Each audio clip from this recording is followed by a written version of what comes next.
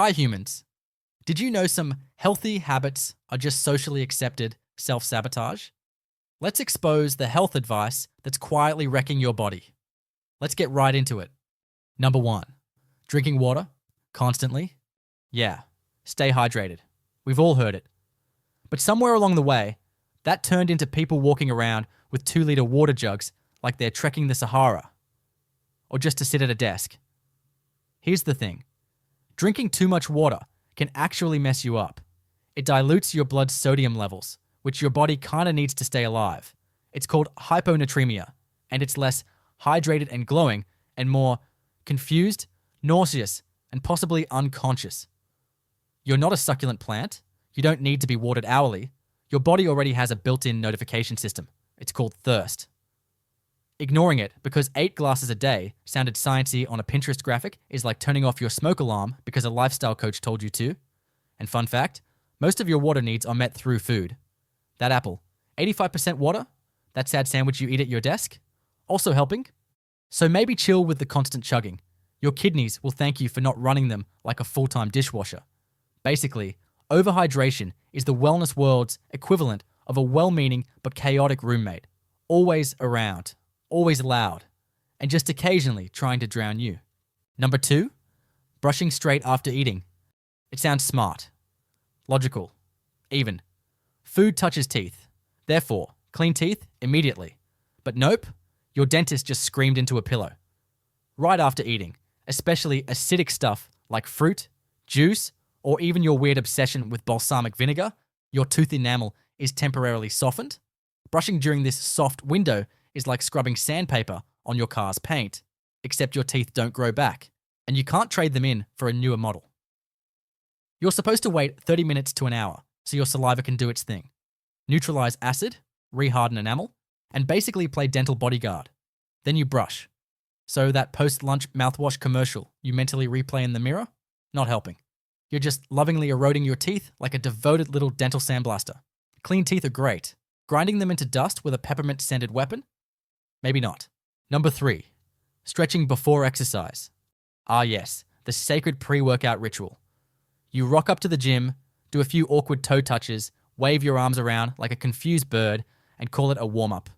Classic. But here's the kicker. Static stretching before exercise.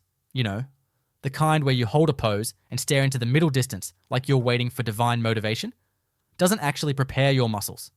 In fact, it can weaken your performance and increase injury risk. Stretching cold muscles is like trying to fold frozen laundry. It just doesn't bend right, and something's probably going to snap. Your muscles need movement, warmth, blood flow, not a half-assed hamstring pose you saw on TikTok. What you actually want is dynamic movement. Light jogging, arm swings, air squats, stuff that gets the blood pumping without pretending you're an Olympic gymnast in slow motion. The stretching should come after, when your muscles are warm and loose, and way more receptive. Doing it beforehand? You're just politely confusing your body before asking it to deadlift a small planet. So next time you prep for exercise by impersonating a yoga mat ad, maybe switch gears. Your hamstrings will thank you for not pulling them out of retirement too early. Number 4. Sleeping in on weekends. Ah, the sacred Saturday sleep in. You've survived the week, battled traffic, endured Karen from accounts. Surely you've earned those extra hours under the doona, right? Well, yes and no. Sleeping in might feel like a reward, but it's actually throwing your body clock into a spin. It's called social jet lag, when your sleep schedule on weekends is totally out of whack with your weekday routine. And just like real jet lag, it can mess with your mood, metabolism, and focus. You're essentially time traveling, except instead of sipping cocktails in Bali. You're stumbling into Monday with a circadian hangover and a craving for 3 breakfasts. Your body loves rhythm. Go to bed and wake up at roughly the same time, and it'll pay you back with better sleep quality, clearer thinking, and less chance of yelling at the toaster because it burnt your crumpet. Look, you don't need to wake up at 6 a.m. on a Sunday like some sort of wellness robot. But if you're sleeping till noon, you're not catching up on sleep. You're confusing the hell out of your brain. So maybe just a small sleep in, not a full reboot. Number 5. Taking multivitamins, just in case. Look, we get it. Vitamins seem harmless, tiny, colorful insurance policies that whisper, "You're doing great, sweetie," but popping them daily without a deficiency? Bit like pouring petrol into a car that's already full while it's parked indoors. Most healthy people don't actually need multivitamins. You get plenty from a varied diet, unless your meals are 90% beige and shaped like dinosaurs.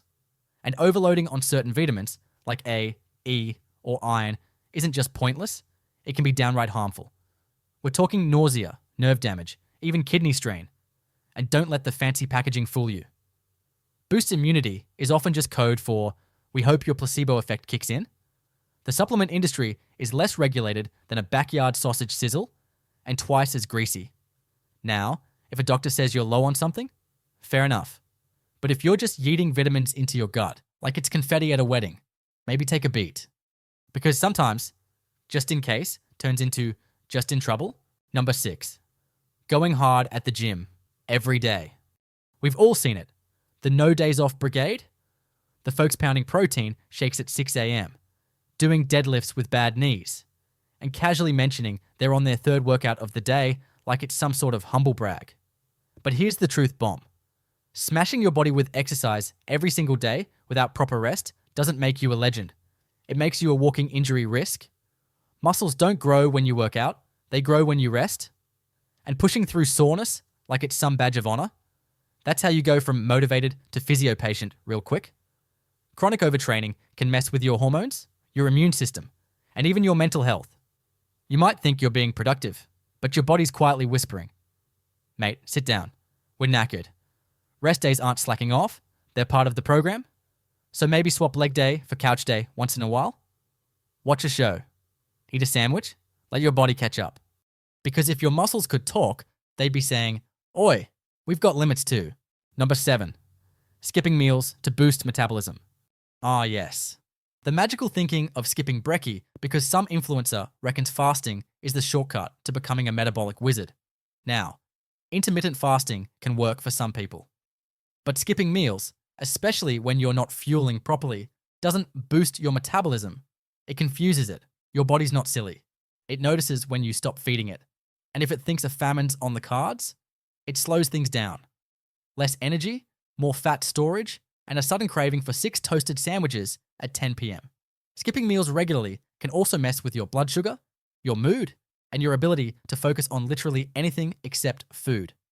Which is why most hangry people are one missed snack away from chucking a full-blown tantrum in Woolies. Metabolism is complex. It's not a tap you can just turn on and off with a banana and a motivational quote. Eating regularly, sleeping well, and moving your body, that's the unsexy magic. So maybe don't ghost your lunch. It's not the villain, it's the team player. Number 8, detoxing with juice cleansers. Ah, the classic New Year, New Me. Move. 3 days of nothing but cold-pressed celery water.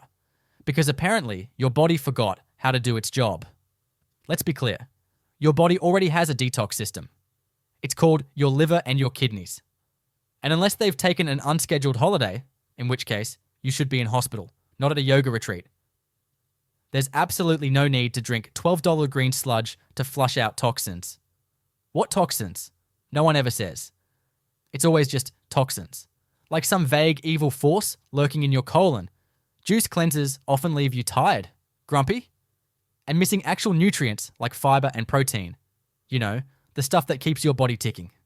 Plus, liquid kale might sound virtuous, but it'll have you sprinting to the loo and questioning every life choice by day 2. Detoxing by starving your body of solid food isn't cleansing. It's punishment disguised as wellness. So unless your fridge is full of tequila and regret, you probably don't need a cleanse. You just need a proper meal and a glass of water. That's all for today. I'll be making similar videos in the future. Subscribe to see them.